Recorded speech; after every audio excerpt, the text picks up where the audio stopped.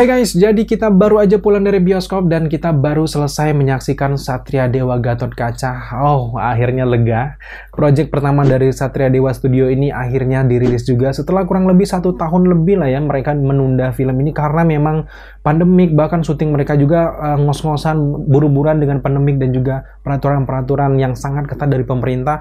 Akhirnya mereka selesai mengerjakan projectnya dengan cerita yang kalian bisa lihat sendiri dari wajah kita, sumringah, senang, dan artinya kita terpuaskan dengan cerita dari Gathotkaca ini guys. Tapi sekarang kita akan menceritakan dulu suasana hype dari bioskopnya dan juga seketika kita masuk ke bioskop. Sebelum kita datang ke bioskop, memang dari awal kita nggak mau memberikan ekspektasi yang tinggi untuk film ini, apalagi ini kan film superhero lokal, bukan underestimate film lokal, tapi kita itu baru benar-benar beranjak untuk maju, naik ke step dan juga menyusul seperti MCU dan juga DC. Jadi tentu kalian jangan berekspektasi tinggi dulu untuk film superhero lokal disamakan dengan budget-budget besar dari studio-studio besar di luar sana guys. Nah tadinya kita nggak mau ekspektasi tinggi untuk film ini datang, tapi pas tiba-tiba masuk ke studio ataupun ke bioskop, loh kok orang-orang rame di sini, melihat antusias orang-orang di sana yang sangat rame bahkan antri, itu makin menaikkan secara perlahan ekspektasi kita tuh mulai tinggi. Anjir, ini bakal keren nih kayaknya. Dan pas masuk, boom, film pun dimulai dan disitulah kita benar-benar menyimak film ini sampai selesai. Tapi sebelum itu kita akan menceritakan sinopsis singkat dari film Satria Dewa Gathotkaca ini. Kurang lebih Satria Dewa Gathotkaca ini akan menceritakan sosok Yuda yang merupakan anak dari keturunan Pandawa yang akan melindungi ras dari Pandawa ini dan akhirnya nantinya akan melindunginya dari bangsa Kurawa yang merupakan bangsa yang memang pada dasarnya jahat. Dan di sini banyak teman-teman dari Yuda ini akan membantu proses Yuda ini menjadi Gathotkaca, dan di sini kita akan melihat perperangan antara anak keturunan dari Pandawa dan juga Kurawa. Secara keseluruhan dari alur cerita dari film ini gue salut dengan Hanung Bramantyo. Memang jam terbang nggak bisa bohong ya, karena di sini Hanung Bramantyo dan juga tim ini benar-benar mengemas ceritanya dengan sangat baik, dimana dengan durasi yang segini dia ini benar-benar mereka berusaha keras untuk menjelaskan ke orang, karena memang zaman sekarang siapa sih yang nonton perwayangan, cerita perwayangan, tapi di film ini benar-benar diselipkan banyak materi-materi yang menurut kita cukup berat. Mungkin ada beberapa teman-teman yang aduh ini berat nih, ngantuk ini kayak belajar sejarah, tapi dengan film yang pertama, ini merupakan pondasi yang sangat kuat untuk project model-model di film selanjutnya agar penonton baru ataupun anak-anak muda ini lebih mengerti. Jadi, kalau teman-teman bilang alur ceritanya sedikit lambat dan sebagaimana sedikit padat, itu menurut kita adalah sesuatu yang jenius karena ini adalah film pertama, ibaratnya kalian buat rumah, ini kayak kerangka ataupun tiangnya guys. Jadi, kalau penonton sudah paham dengan cerita universe dari Satria Dewa ini, maka kedepannya akan sangat mudah untuk memahami film-film selanjutnya. Jadi, tugas ini sebenarnya cukup berat bagi Hanung Bramantyo dalam menyelipkan banyak pengetahuan di dalam film yang durasi segini dan juga film action. Tentu kita sebagai penonton pengennya ya nonton yang ringan, kita pengen nonton yang berantem-berantemannya aja, nggak mau yang belajar-belajar sejarah terlalu berlebihan. Tapi di sini menurut kita sekali lagi Hanung Bramantyo dan juga tim cukup berhasil mendelivery maksud dari Satria Dewa Studio ini guys. Jadi secara keseluruhan alur cerita cukup menarik, meskipun memang ada beberapa yang mungkin sedikit lambat, tapi itu tidak mengganggu sama sekali.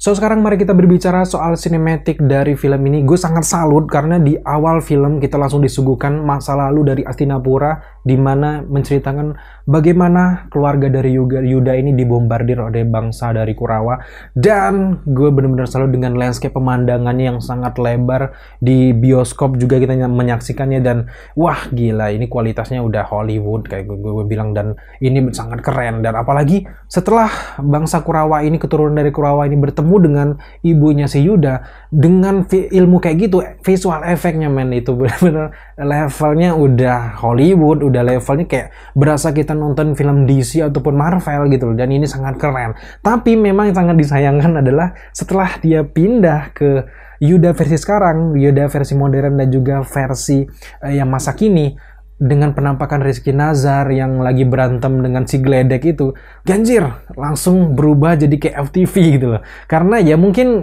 gue kebiasaan nonton Rizky Nazar ya kalau nggak di film-film yang cinta-cintaan dan juga yang sebagainya, ya kayak gitu penggambaran dari seorang Ricky Nazar. Tapi memang kita memahami karena memang dibuat lebih berwarna di masa sekarang itu karena memang ya karena masa sekarang masa modern lebih canggih. Kalau yang di intro tadi itu menceritakan masa lalu sehingga dibuat lebih dark dan juga lebih keren sih menurut kita ya. Nah, tapi setelah kalian menyaksikan film ini sampai akhir, kalian akan memahami bagaimana penceritaan dan juga pewarnaan dari seorang Hanung Bramantyo ini.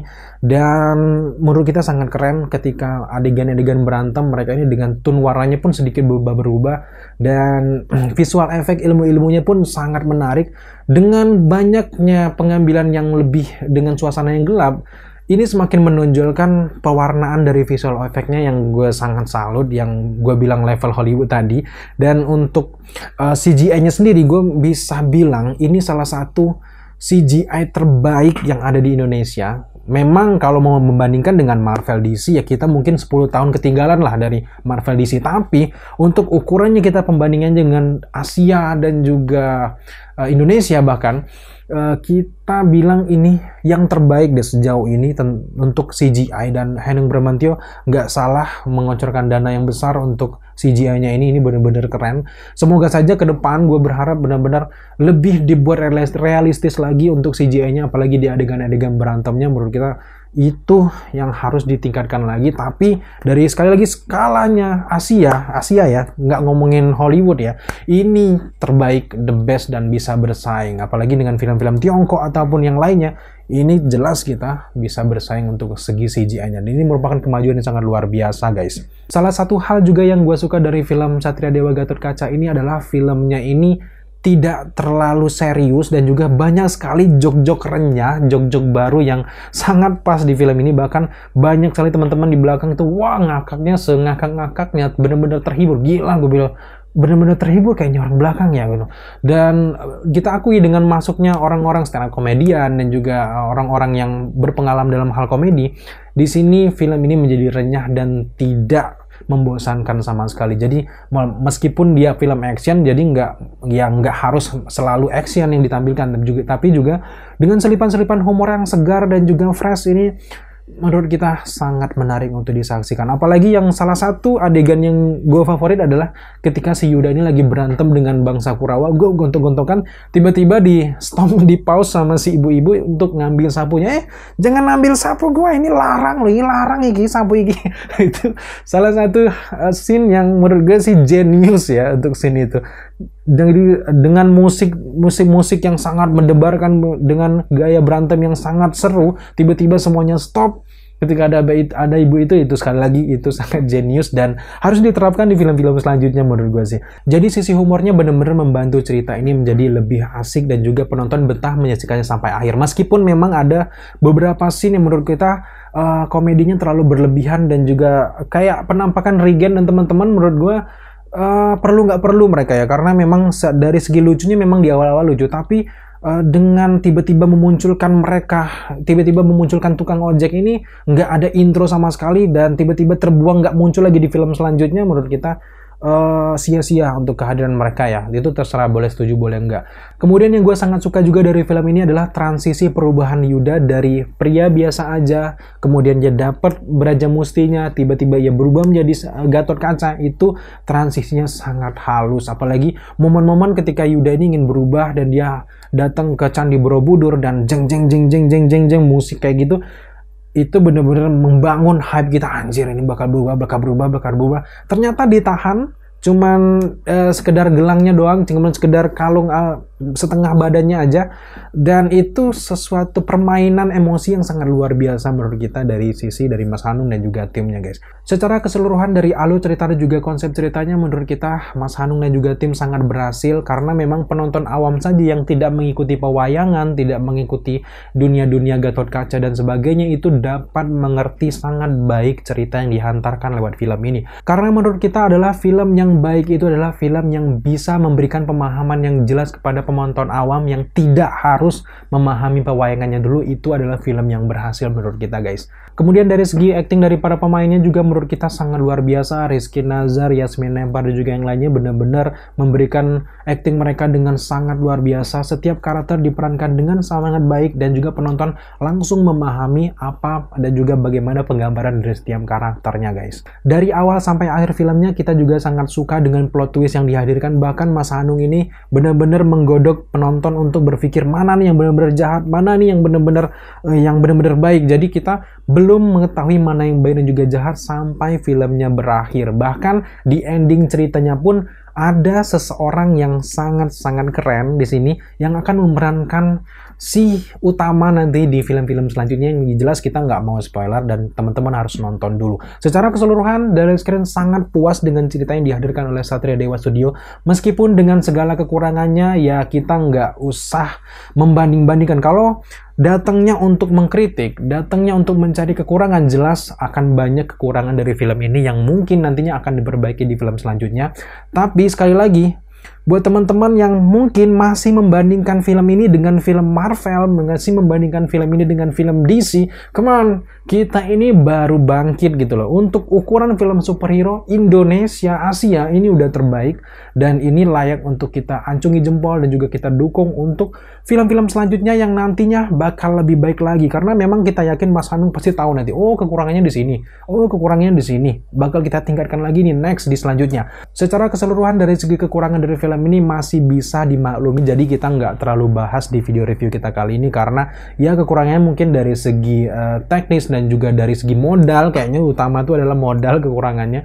Dari segi CGI pun sedikit ya masih terlihat nggak realistis. Dia semoga untuk ke depan dibuat lebih realistis lagi. Tapi menurut kita yang sedikit mengganggu dari film ini adalah product placement ataupun pemberian produk-produk sponsor dalam film ini yang masih tergolong kasar. Meskipun memang kita yakin cara ini adalah cara yang paling halus dan paling keras diusahakan oleh Hanung Bramantyo, tapi yang mungkin kita tahu sendiri permintaan dari klien mungkin permintaan dari klien, jadi ya mau tidak mau dibuat sedemikian rupa. Yang penting menurut kita cukup halus daripada dibandingkan dengan sinetron-sinetron Indonesia yang tiba-tiba dari filmnya masuk produk-produk yang nggak jelas dan akhirnya mengubah cerita dari sinetron tersebut. Tapi menurut kita di sini cukup halus, tapi setidaknya next selanjutnya ya jangan terlalu terlihat menonjol. Bahkan ketika product placement tersebut ditampilkan, banyak penonton di samping kiri kita bilang ada iklan. Nah, menurut kita kalau para klien dari Gatot Kaca ini nonton video ini, menurut kita strategi marketingnya cukup kurang baik untuk sini, karena memang bukan memberikan kesadaran merek ke penonton, tapi justru memberikan efek ilfil lah kepada kita kan, untuk menampilkan lebih terlalu menonjol seperti ini, guys. Semoga ke depan project filmnya bakal lebih halus dan juga lebih baik lagi. Tapi untuk film pertama dari suatu jagat universe dan sebagainya, film ini benar-benar luar biasa dan keren. So di akhir review kita memberikan skor 85 dari 100 untuk Satria Dewa Gatot Kaca. Nah buat teman-teman yang mungkin masih mikir nonton gak ya, film ini layak juga rekomendasi untuk kalian tonton segera di bioskop. Ini merupakan salah satu step kemajuan dari film-film Indonesia. Nggak cuma cinta-cintaan doang, yang cuman nyorotin kisah percintaan, nggak cuman horor-hororan doang, nggak cuman seksi-seksian doang, tapi ini makin menunjukkan kalau film Indonesia makin berkualitas dan kalian layak untuk mendukung perkembangan dari film Indonesia dengan cara menonton film ini, guys. Thank you buat teman-teman sudah menyaksikan review kita kali ini. Jika kalian suka dengan review kita kali ini, jangan lupa dukung kita dengan cara subscribe, like, komen, dan share. Serta jangan lupa juga untuk nyalakan notifikasi agar kalian mengetahui apabila kita mengupload video setiap harinya. Thank you guys dan tetap jaga kesehatan.